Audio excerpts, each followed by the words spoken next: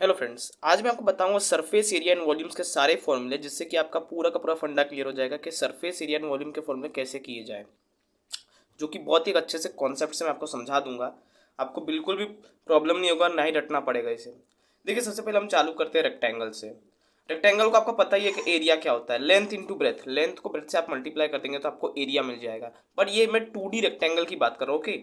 Length को अगर आप ब्रेथ से मल्टीप्लाई कर देंगे आपको एरिया मिल जाएगा। पेरीमीटर आपको पता है मतलब क्या होता है। पेरीमीटर का मतलब होता है कि जो सारे साइड्स हैं उनका एडिशन, सारे साइड्स का जो सम होता है उसे हम पेरीमीटर कहते हैं। तो यहाँ पे अगर हम सारे साइड्स का सम करेंगे तो आपको पता है L plus L, 2L plus 2B, ये सम होगा सीधे से। अगर मैं देखूँ तो एल है ये और ये बी है, यहाँ पे बी है, ठीक है। और यहाँ पे एल एल और बी बी, तो 2L प्लस 2B। उसको हम लिख सकते हैं 2 ब्रैकेट में L प्लस बी, ये हो गया पेरीमीटर। अब जब यही रेक्टेंगल हमारा 3D में होगा तो हम उसे कहते हैं क्यूबॉइडल। क्या कहते हैं? Cuboidal, okay. जब इसे 3D में होगा हम इसे क्यूबॉइडल कहेंगे।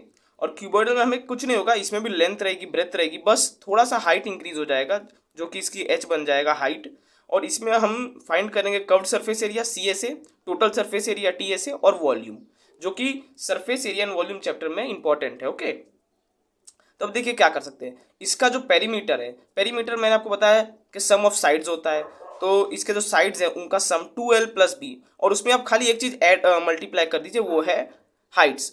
जो उसकी हाइट है उसे आप मल्टीप्लाई कर दीजिए तो आपको उसका कर्व्ड सरफेस एरिया मिल जाएगा। और कर्व्ड सरफेस एरिया होता क्या है मैं आपको बता दूं कि आप जो एक ये रेक्टेंगल है, रेक्टेंगुलर क्यूबॉइड, जो क्यूबॉइडल है, इस क्यूबॉइडल का ऊपर का हिस्सा और नीचे का हिस्सा, इन दोनों को नेग्लेक्ट करने के बाद जो सिर्फ साइड की दीवारों का जो हिस्सा, वो सरफेस होता है, एरिया होता है, उसे हम कहते हैं कर्व्ड सरफेस एरिया। खाली जो कर्व्ड एरिया है उसका ऊपर का, टॉप और बॉटम को नेग्लेक्ट कर देना है, हमें नहीं लेना है। और उसका जो कर्व्ड सरफेस होता है, खाली उसका जो एरिया होता है उसे हम कहते हैं, उसको कर्व्ड सरफेस एरिया कहा जाता है। और उसका यह फॉर्मूला है 2L plus B into H, okay. अब टोटल सरफेस एरिया क्या होता है? टोटल सरफेस एरिया, आप जो उस बॉटम और टॉप को नेग्लेक्ट करते हैं उसे नेग्लेक्ट ना करिए और उसको भी ऐड कर दीजिए, तो वो हो जाएगा टोटल सरफेस एरिया। अब टोटल सरफेस एरिया को हम कैसे करेंगे? देखिए, ये कर्व्ड सरफेस एरिया है।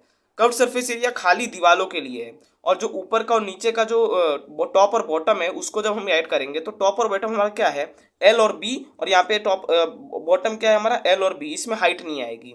तो बस यही, कुछ नहीं किया गया। जब आप इसे मल्टीप्लाई करते हैं तो कुछ आपका बनता है 2LB, 2LH प्लस 2BH, मतलब 2LH होंगे और 2BH होंगे। यहाँ पे भी हमने वही किया है, 2LH प्लस BH, और साथ ही साथ LB, इसे भी ऐड कर दिया है, LB, जो कि होता है ये लेंथ और ये ब्रेथ। अगर मैं आपको और इजी तरीके से समझाऊं, ये तो मैंने आपको कर्व सरफेस एरिया के पॉइंट ऑफ व्यू से समझा दिया। एक बहुत इजी तरीका है कि आप इन सारे एरियाज को आप देखिए, एल इंटू बी, ये जो होगा ये बॉटम का होगा, टॉप का होगा एल इंटू बी, मतलब 2L इंटू बी हो गए।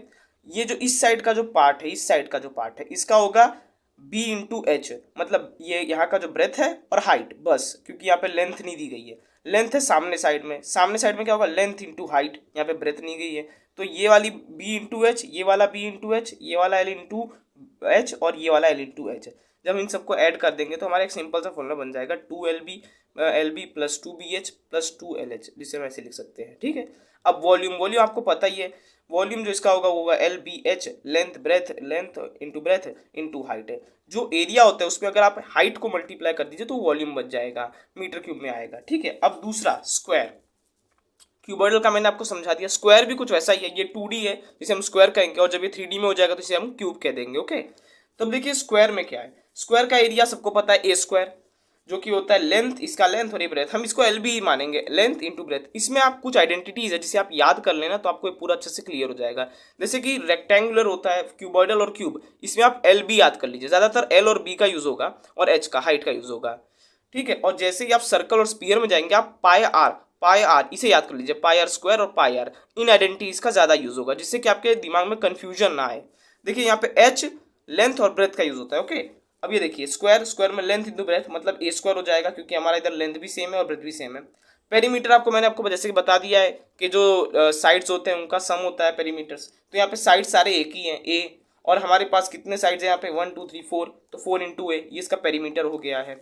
अब 3D में, क्यूब में मैं आपको समझाता हूँ इसमें होता क्या है। Curved surface area, curved surface area क्या होगा आपका?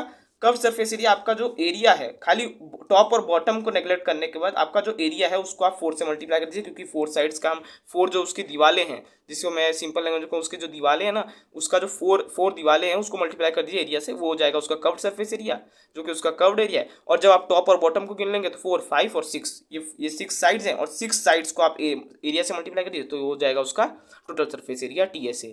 अब वॉल्यूम इसका क्या होगा, वॉल्यूम इसका सेम LBH, जो कि हमारा है A, सब कुछ A है हमारा, हाइट लेंथ, तो हो जाएगा A क्यूब। ओके, तो ये क्यूब का हो गया।